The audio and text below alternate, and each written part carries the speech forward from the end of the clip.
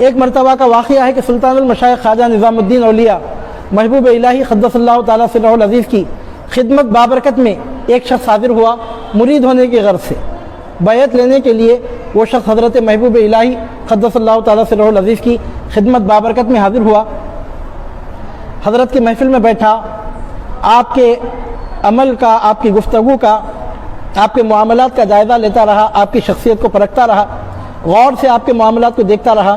صبح سے شام ہو گئی اور جب رات ہو گئی تو اس شخص نے واپس چلے جانے کا ارادہ کر لیا اور حضرت محبوب الہی قدس اللہ تعالیٰ سرہ العزیز کی خدمت بابرکت میں حاضر ہو کر اجازت طلب کی کہ واپس جانے کی اجازت دی جائے۔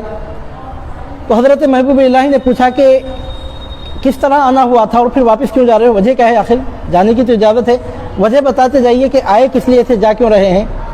تو اس شخص نے کہا کہ حضرت اب میں آپ کے سامنے کیا بتاؤں، میں بڑی امید کے ساتھ آپ کی خدمت میں آیا تھا، لوگوں کی زبانی جب میں نے آپ کے بارے میں سنا، جب آپ کی شان ولایت کے بارے میں سنا، جب آپ کی شخصیت عظیمہ کے بارے میں سنا، جب آپ کے بارے میں سنا تو بہت متاثر ہو کے آیا، اس غرض سے آیا تھا کہ آپ کے ہاتھ پر بیعت کروں، آپ کا مرید ہو جاؤں، لیکن اب میں نے اپنا ارادہ بدل دیا اور ایسے ہی میں واپس ہو رہا ہوں۔ تو حضرت محبوب الہی قدس اللہ تعالیٰ سرہ العزیز نے پوچھا کہ جب اس نیت کے ساتھ آئے تھے تو پھر اچانک ارادہ بدلنے کی وجہ کیا ہے؟ تو اس شخص نے کہا کہ اب میں آپ سے کیا بتاؤں، جیسا میں نے لوگوں سے سنا تھا ویسا آپ کو نہیں پایا۔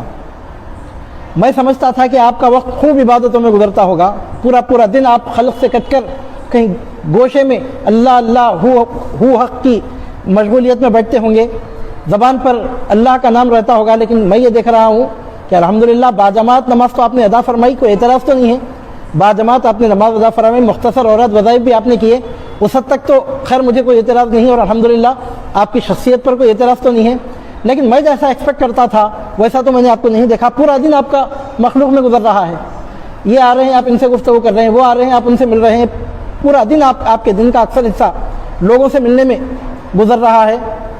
میں یہ سمجھتا تھا کہ یہاں پر حقوں کی صدائیں گونجیں گی اور کیا 5-10 منٹ 15-20 منٹ آپ لوگوں سے مل کر پھر کمرے میں بیٹھ کے دروازہ بند کر کے ذکر میں پورا دن گزارتے ہوں گے، لیکن یہاں کا معاملہ الگ ہے، جماعت سے نماز پڑھ رہے ہیں نہیں بلکہ نہیں، اور رات وظائف مختصر ہلکے پھلکے فرما رہے ہیں، اس کے بعد تو پورا وقت آپ کا لوگوں میں گزر رہا ہے۔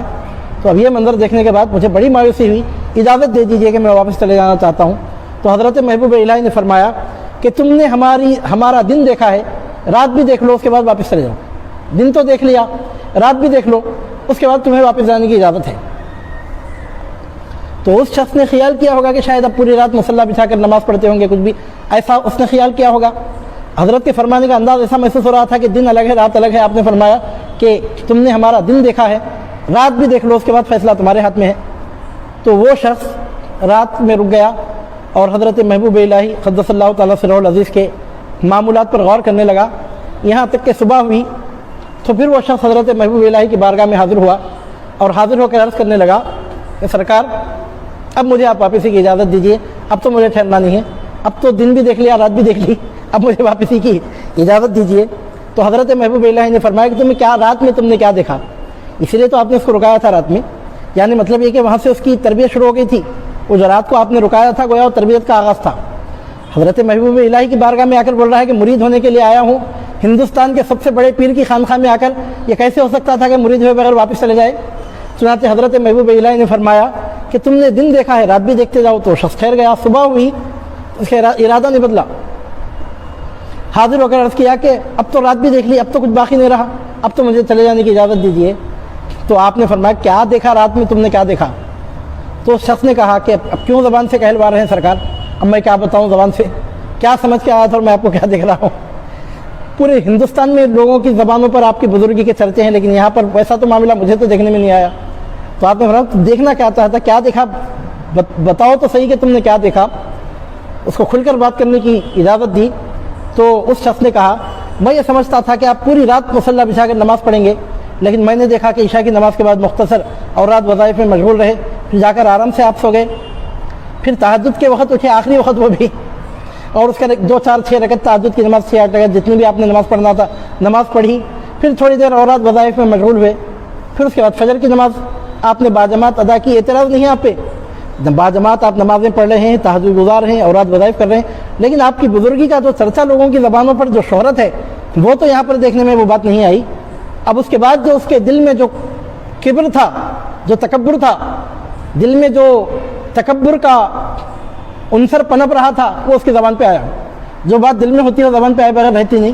چنانچہ اب اس نے زبان سے کہہ دیا, اب آپ مجھے کو دیکھ لیجئے کہ پوری رات میں نمازیں پڑھتا رہا اور آپ آرام سے جا کے سو گئے عشاء کے بعد, اور پوری رات میں نماز پڑھتا رہا, اور میں دیکھ رہا تھا کہ آپ کیا کرتے ہیں, باتیں ہیں کہ جب آتے ہیں میری پوری رات نماز میں کٹی اور آپ جا کر آرام سے سو گئے گھنٹوں خوب آرام سے نیند لینے کے بعد.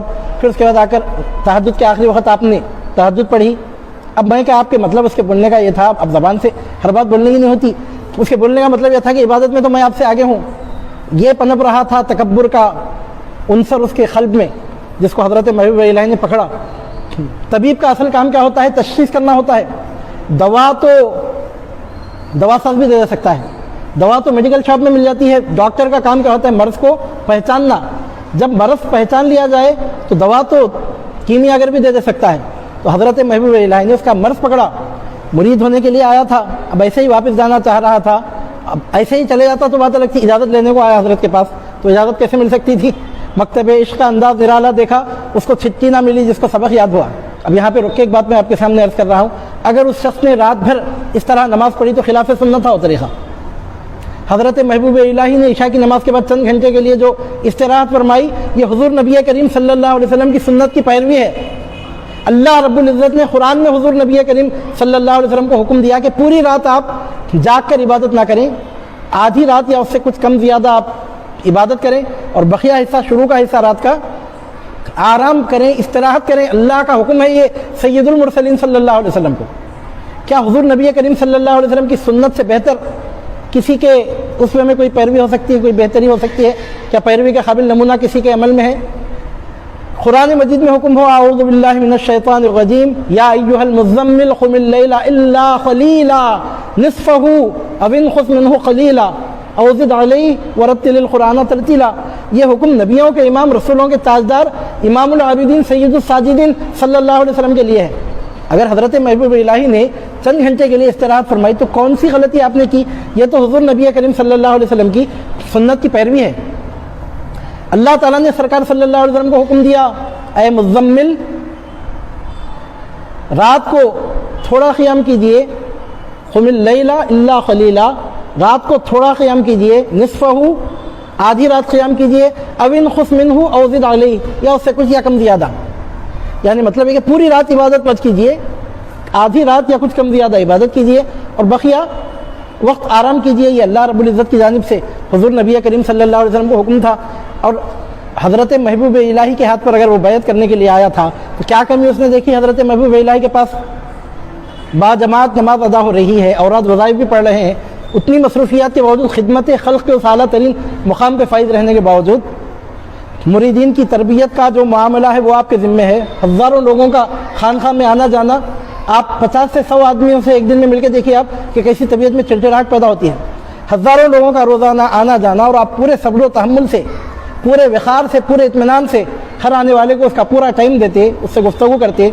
شرعی مسائل میں رہنمائی کرنے کی ضرورت ہوتی تو شرعی مسائل میں رہنمائی فرماتے. اگر وہ سالک ہوتا تو سلوک کے لیے جو ضروری ہدایت دینی ہوتی وہ ضروری ہدایت اس کو دیتے. اگر کوئی پریشان حال آتا تو اس کی پریشانی دور کرتے, دعا فرماتے, اس کے لیے وظائف دیتے, اس کو طریقے بتاتے. اس طرح ہزاروں لوگوں سے روزانہ ملنے کے بعد اگر چند گھنٹے آپ نے رات میں استراحت فرما لیا تو کون سا غلط کام آپ نے کیا؟ لیکن آپ نے اس سے یہ سب گفتگو نہیں کی. آپ نے اس سے یہ نہیں کہا کہ حضور نبی کریم صلی اللہ علیہ وسلم کی سنت سے بڑھ کر کیا ہے, حالانکہ بولنے کے لیے اس سے بہتر بات نہیں تھی. اب اس کے سر میں یہ سودا سمایا ہوا تھا کہ میں حضرت سے بڑھ کے عبادت کرنے والا ہوں. یہ بات اس شخص کے پیش نظر نہیں تھی کہ میں جو عبادت میں وقت گزار رہا ہوں اس کے بعد کا پورا وقت میرے لیے بالکل آرام میں, اطمینان میں گزر رہا ہے. اور حضرت کا معاملہ یہ ہے کہ ادھر صبح ہوئی تو آپ اہل حاجت کے سامنے آ کے بیٹھ جاتے ہیں, اور پورا دن اس طرح لوگوں کی رہنمائی کرنے میں, اور ان کا دکھ درد سننے میں, اور ان کو مفید مشورے دینے میں آپ کا گزرتا ہے, امر بالمعروف نہی عن المنکر میں گزرتا ہے. یہ بات اس شخص کے پیش نظر نہ رہی. عبادت پر تکبر کا سودا سر میں سمایا تھا. اب وہاں تو یہ دیکھ رہا تھا کہ حضرت سے بڑھ کر میں نے نمازیں پڑھی ہیں, چنانچہ اس نے صبح کو کہہ بھی دیا کہ آپ تو رات کو آرام سے سو کے اٹھ کے آ رہے ہیں, میں کہ آپ کے ہاتھ پر بیعت کروں. لہذا مجھے جانے کی اجازت دیجیے۔ عزیزان محترم، علامہ اقبال کہتے ہیں کہ جو جذب کے عالم میں نکلے لب مومن سے وہ بات حقیقت میں تقدیر الہی ہے۔ جو جذب کے عالم میں نکلے لب مومن سے وہ بات حقیقت میں تقدیر الہی ہے۔ حضرت محبوب الہی قدس اللہ تعالیٰ سرہ العزیز نے جب یہ دیکھا، مرض پہچان لیا، چور پکڑا گیا، مسنگ پوائنٹ مل گیا، حضرت محبوب الہی قدس اللہ تعالیٰ سرہ العزیز نے اب اس شخص سے گفتگو نہیں کی۔ آپ نے اس کو حکم دیا اسی وقت کہ اب اس وقت تم سو جاؤ۔ اب یہ اس کے بعد کا جو معاملہ ہے یہ معاملہ عام لوگوں کے ایسا معاملہ نہیں ہے۔ ایک شخص واپسی کی اجازت چاہ رہا اور آپ فرماتے ہیں کہ سو جاؤ، اور وہ شخص سو بھی گیا، تو اب یہاں پر حکم نافذ ہونے کی منزل آ جاتی ہے۔ یہ اب تک جو گفتگو ہو رہی تھی وہ فرینڈلی انداز میں، وہ ایک الگ بات تھی۔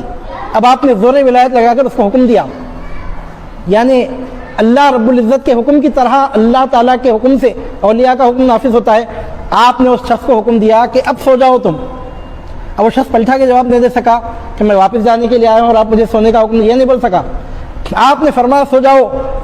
دوسری بات آپ نے نہیں کی، سوال کا جواب نہیں دیا۔ سوال کے جواب میں آپ نے فرمایا کہ جا کے سو جاؤ اس وقت، اور وہ شخص سیدھا گیا اور سو گیا۔ یہ اللہ رب العزت کی جانب سے روب ہوتا ہے جو اہل اللہ کی زبانوں پہ اللہ رب العزت تعریف فرماتا ہے۔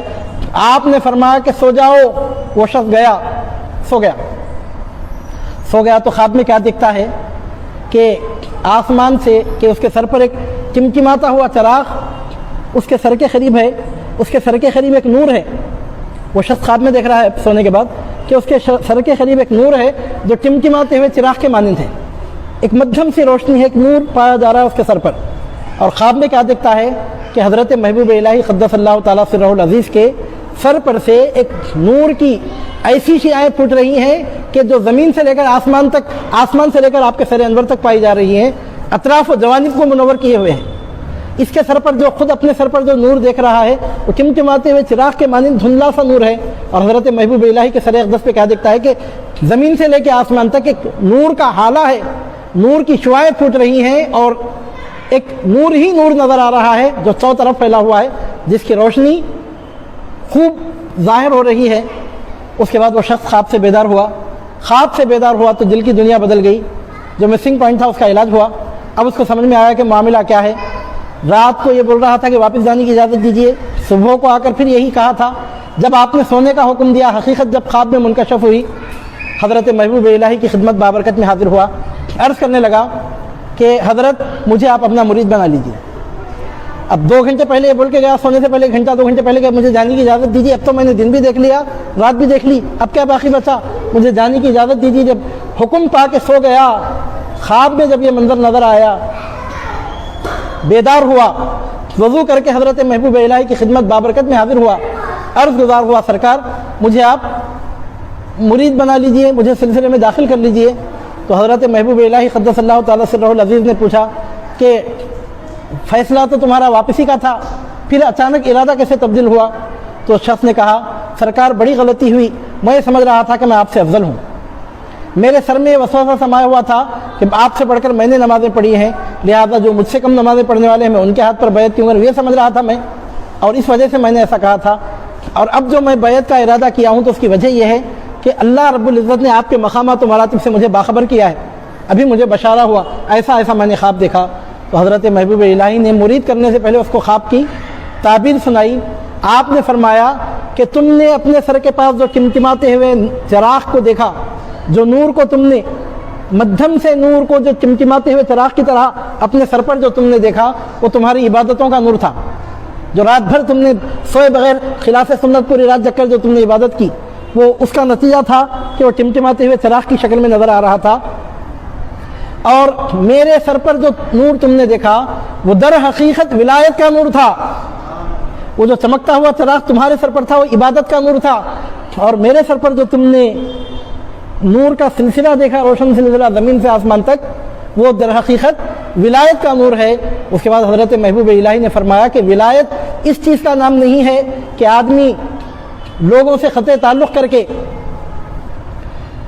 اللہ اللہ کرتے بیٹھ جائے، بلکہ مخلوق کے درمیان رہ کر مخلوق کی خدمت کر کے خالق کو راضی کرنا، یہ ولایت کا ایسا مرتبہ ہے کہ نفل عبادتوں سے بڑھ کر اللہ رب العزت ایسے لوگوں پر فضل فرماتا ہے جو اس کے بندوں کی خبرگیری کرتے ہیں۔